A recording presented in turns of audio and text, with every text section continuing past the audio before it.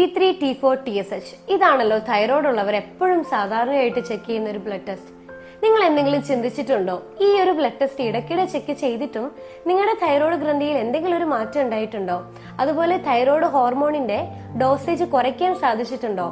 പലപ്പോഴും ഈ ഒരു ബ്ലഡ് ടെസ്റ്റ് ഇടയ്ക്കിടെ ചെക്ക് ചെയ്തിട്ടും തൈറോയ്ഡ് മരുന്ന് കഴിച്ചിട്ടും നിങ്ങൾക്ക് നിങ്ങളുടെ തൈറോയ്ഡ് ഗ്രന്ഥിയെ നിയന്ത്രിക്കാൻ സാധിക്കുന്നില്ലെങ്കിൽ നിങ്ങൾ മനസ്സിലാക്കേണ്ട കാര്യം തൈറോയ്ഡ് വരാൻ കാരണമായിട്ടുള്ള റൂട്ട് കോസിനെ കണ്ടെത്തുക എന്നുള്ളതാണ്. ഈ റൂട്ട് കോസിനെ കണ്ടെത്താൻ സഹായിക്കുന്ന 3 ബ്ലഡ് ടെസ്റ്റ് ആണ് ഞാൻ പറഞ്ഞു തരാൻ പോകുന്നത്. അതിൽ ആദ്യത്തേതാണ് TPO, തൈറോയ്ഡ് പെറോക്സിഡേസ് ആന്റിബോഡി. രണ്ടാമത്തേതാണ് anti thyroid globulin antibody ATG. മൂന്നാമത്തേതാണ് ഫെറിറ്റിൻ.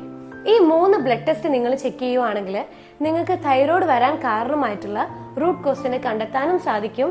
റൂട്ട് കോസ് കണ്ടെത്തി കഴിഞ്ഞാൽ തൈറോയ്ഡിനെ നമുക്ക് നിയന്ത്രിക്കാനും സാധിക്കും.